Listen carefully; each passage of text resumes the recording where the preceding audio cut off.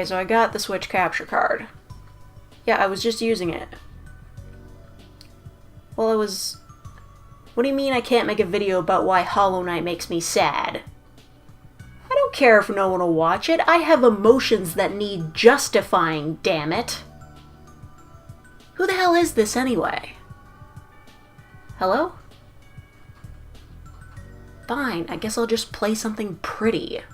So today we're reviewing Ink for Switch. It was released in 2018, but its origins lie on the PC in 2015. It was made by Zack. No, I thought that too though. As far as I can tell, this is the only game he's made or is selling currently.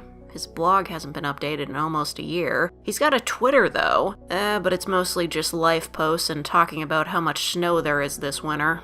Mood. Well, let's at least hope he's the opposite of me in game design and programming ability. Ink is a platformer in the same vein as Super Meat Boy. In fact, that game is referenced in its Steam description. But I didn't play it on Steam.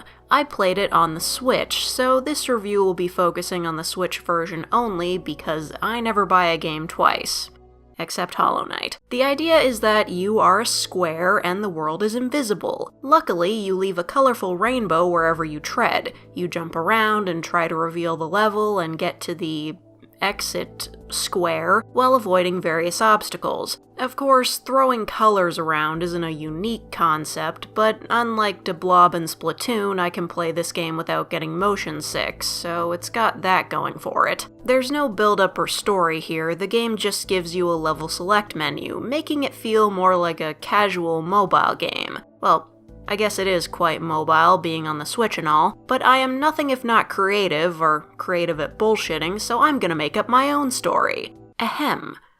Percy is a square living in a dark, cruel world. He wants to be a better person and make the world more colorful and happier, but he's always been uncertain whether he can ever make a difference. But one day, he's inspired to take action when his hero, SpongeBob SquarePants, gets sidelined by sicko mode at the Super Bowl halftime show. Now he will bring color to the bleak world around him on his quest to defeat his greatest nemesis, Maroon 5. He's a relatable protagonist, obviously. As you'd expect, the levels start out simply and become more complicated and challenging as you progress, and it's only a few levels in when you discover you have to kill all the enemies, rectangles, to finish the stage. That's fine, but these spikes are bullshit, man. Like, I get it, you get impaled and die, but you can't even touch the side of a spike. The last time I saw that, I was trying to make a platformer with Greenfoot in 11th grade.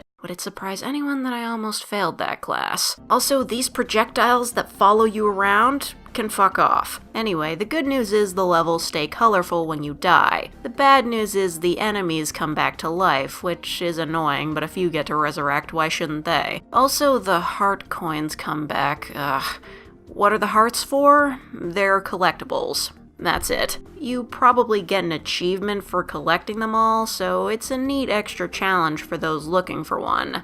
I wasn't. The thing that surprised me most was the boss battles. Yeah, actual boss battles. They kinda come out of nowhere. They're a nice change of pace, certainly, but not really needed here. I also had some issues with the controls. I have no idea if they're too sensitive or what, because this game has no settings to speak of. If you can't play this game as is, it doesn't want you playing it. Whenever I'm in the air, it seems like pure chance whether I'll land where I want to. Doesn't help that hitting any of the boundaries is an insta-kill. Come on, even the ceiling? It was a little better using the D-pad, but there were still a few frustrations. Nothing game-breaking though. But hey, that's not all there is to it. There's two-player mode. I figured it would be hard to play it by myself, but it actually kinda made the game easier. See, there aren't any new stages specifically for two players. You just play the same stage, but there's a second square now. As long as you don't mind switching between controllers, it technically gives you an extra life if you screw up, because if one square dies, the other one can keep playing and the enemies don't respawn. And if you make it to the exit with the first square, you get a star if the other one makes it too, but if you just let it die, you go straight to the next level anyway. I don't think the system works. Is this cheating? This feels like cheating. Overall, I wasn't a huge fan of ink. It has some things going for it, and it's cheap. Or at least it was. I bought it on sale, obviously. I'm not really into it, but I get it. The game is inspired and built from aspects of other games and pushed into a square package. It's a pretty solid mashup of Super Meat Boy, De Blob, and Unfinished Swan with the graphics of Thomas Was Alone. It's not bad, just